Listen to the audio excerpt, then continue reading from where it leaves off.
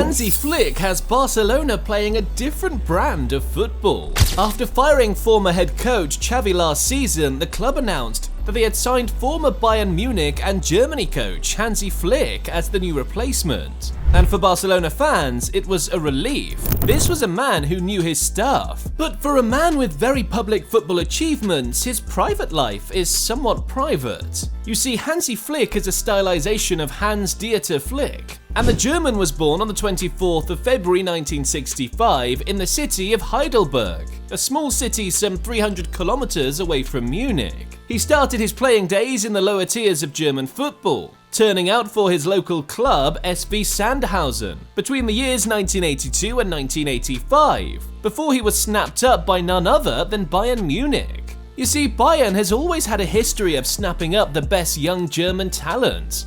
And even back in the 80s, it was no different. And in 1985, they snapped up a 20-year-old Hansi Flick. During his time at Bayern, he made 137 appearances for the club, lifting 4 Bundesliga titles, something he would continue to do later on. The DFB Cup and reaching the 1987 European Cup final, where they were defeated by Porto. Flick didn't have a long Bayern playing career, spending only 5 years at the club before moving to FC Köln in 1990. At Cologne, he unfortunately dealt with serious injuries, which cut his career short. Flick sadly played his last professional game in September 1992, sadly retiring a year later at the age of 28. You see, even though Flick had a very short playing career, he almost did not have one a lot. When he was 18, he was undergoing an apprenticeship to be a bank clerk, and was so serious about going through with it that he turned down an offer to play for VfB Stuttgart, who went on to win the Bundesliga title during the following season.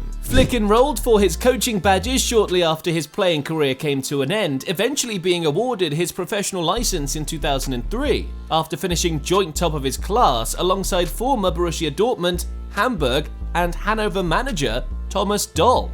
Now, after getting successful with the academic side of football, the young coach needed some practical experience. And he got exactly that when he moved to the touchlines of his local amateur side in Bammental. His exploits in amateur football earned him a big appointment, earning a jump to a much bigger club in Hoffenheim, resuming as their head coach in 2000. The club, now a stable Bundesliga team regularly featuring in European competition, was anything but at the time. The Hoffenheim that Hansi Flick took over was in the 4th division of German football, and change and progress were needed. You see, Hoffenheim was an ambitious club who believed they were much more than playing on poorly maintained pitches in the lower tiers. And their ambitious club owner, Dietmar Hopp, thought the same too. And that's when they decided to contact Flick. Flick's time at Hoffenheim was incredible. He revolutionized the club's tactical analysis, discipline, and fitness training, taking his players through the eye of the needle to make sure they were ready and sharp for games. This intense drilling yielded good results for the German minnows,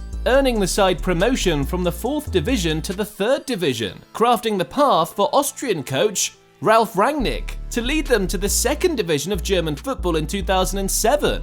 Before he was dismissed. After his stint at Hoffenheim, Flick had a brief period serving as assistant manager of Austrian giants RB Salzburg for about 2 months under Italian coach Giovanni Trapattoni, before he received a call that would change his coaching career. When he picked up his phone, the man on the other side of the call was none other than German national team head coach Joachim Löw. He invited Flick to come join him on the German touchline as the assistant manager of the national team, at a time when the German team was undergoing a bit of a transition. Löw, at the time being one of the more tactically astute managers in world football, wanted to impress a new style on the team. Flick got to feel what he felt like managing an elite team. Arguably, the highest point of Flick's tenure with the national team was the 7-1 drubbing of the home nation, and one of the tournament favourites, Brazil. A win that put so much wind in their sails that even a Lionel Messi-led Argentina couldn't match them in the final.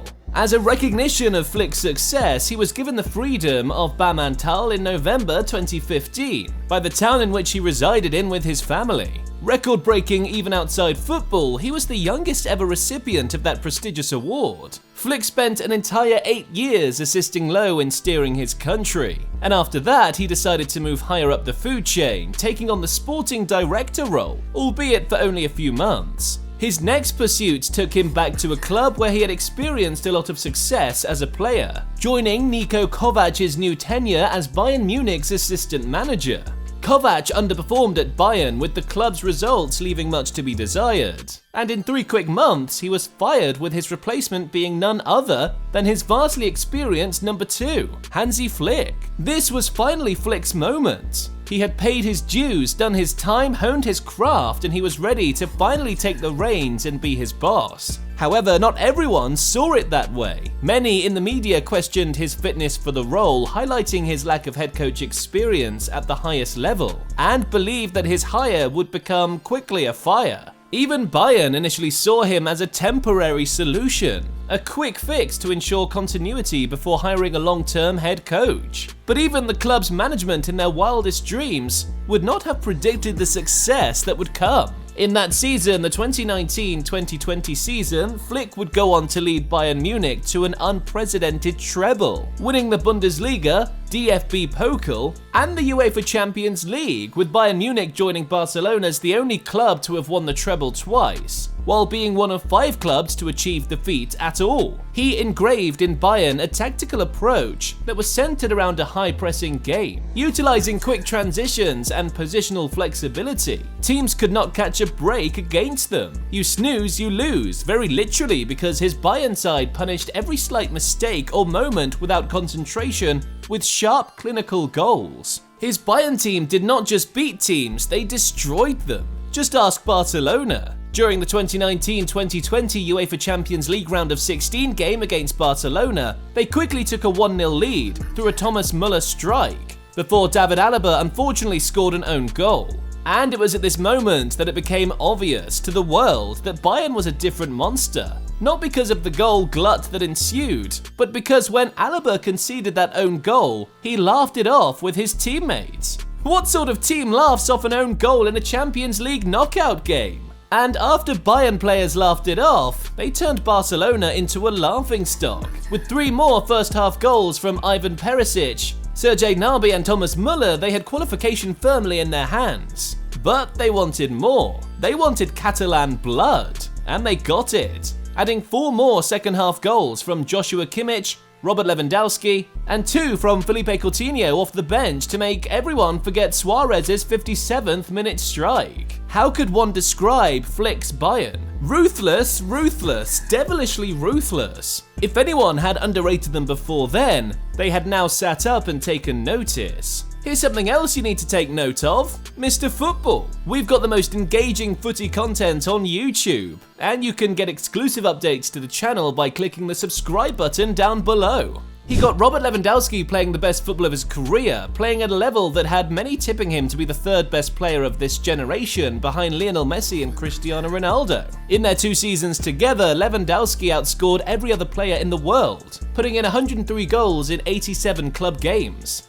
And Thomas Müller, known for popularizing the term and playstyle of the Raudmeter, had turned into one of the most creative outlets in Europe, averaging more than 20 assists per season with Flick. By the end of the 2020-2021 season, Flick would go on another adventure, leaving Bayern Munich with an enviable trophy haul of back-to-back Bundesliga titles and the cup with the big ears. He had now firmly established his reputation as one of the world's best coaches. At this time, Hansi Flick felt that the next natural step was to return to the German national team in his number 1 role, and he did just that in August 2021. A role he held until September 2023. His time as the German head coach was not his most successful period. The German team was undergoing changes and development, transitioning from their old guard to a new set of players. This eventually led to his sack, but for a manager of Flick's stature, offers were never really far away, and that's how he landed one of the most coveted jobs in world football: the Blaugrana job. Barcelona, having sacked club legend Xavi Hernandez, looked for someone who could take them into the next period of their development, while not negotiating their traditional possession-based values, and Flick was just that man. Barcelona had lost their way in the past years, partially due to the departure and aging of players from their golden generation: Messi, Iniesta, Xavi, Busquets, and the core element of their play had started to wither. Also, the club had not properly brought in replacements for those legendary players, so the club was in a difficult situation. They rotated from one mid-tier manager to another, with Luis Enrique being perhaps the only exception to that cycle of mid. During Ernesto Valverde's team, Barca played some shady football, which was very confusing considering the history of the club and how they played. A club associated with footballing beauty. While he secured consecutive La Liga titles in 2018 and 2019, his playstyle and failures in the UEFA Champions League got him plenty of criticism. Barcelona had stopped being taken seriously in Europe after heavy knockout stage defeats to Roma and Liverpool. His insistence on sticking to a structure that clearly did not bring out the best of the squad led to the eventual demise of his tenure. His replacement, Quique Setién, came in 2020 with the promise of taking Barca back to its old identity. But Flick had something to do with that never coming to fruition, as he dumped him out of the UEFA Champions League in a one-legged knockout round. Next came Ronald Koeman. Now you see, at this point, the Barcelona administration was running out of ideas, because even a 2-year-old can tell that the legendary Dutchman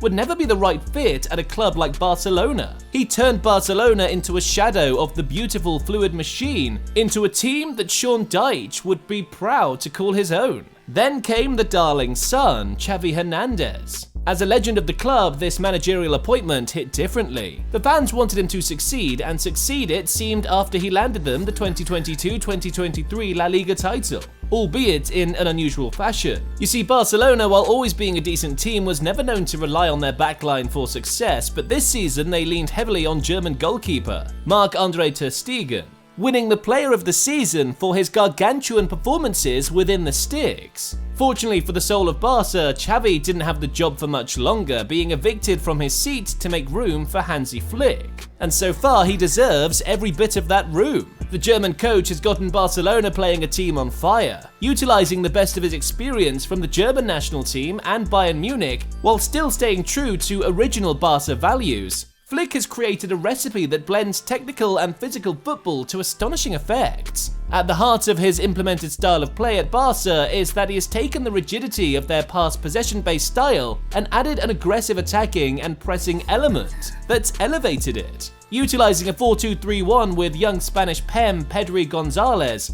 he has a technical wizard who can control the game and retain possession with ease. This allows for the team to sustain their attacks easily. His use of the high press has played a major part of Barca's resurgence this season. It is now so difficult for teams to comfortably play out from the back against them, with every forward player alert to press triggers, often picking up on loose balls and winning the ball by tackling. In under 10 games into the season, Flick has managed to expose the tactical weakness of his predecessors, showing himself to be a far superior tactician. Flick's new style at Barca has allowed many Blaugrana stars to excel. Take, for instance, his former player at Bayern, Robert Lewandowski. When Flick first arrived, one of the most interesting subplots was his reunion with the Polish forward. Despite being the manager who brought the very best form out of Lewandowski, he was not tipped to be able to get the best form out of a player now in his mid-30s. Lewandowski last season appeared to be running out of steam, finishing with only 19 league goals.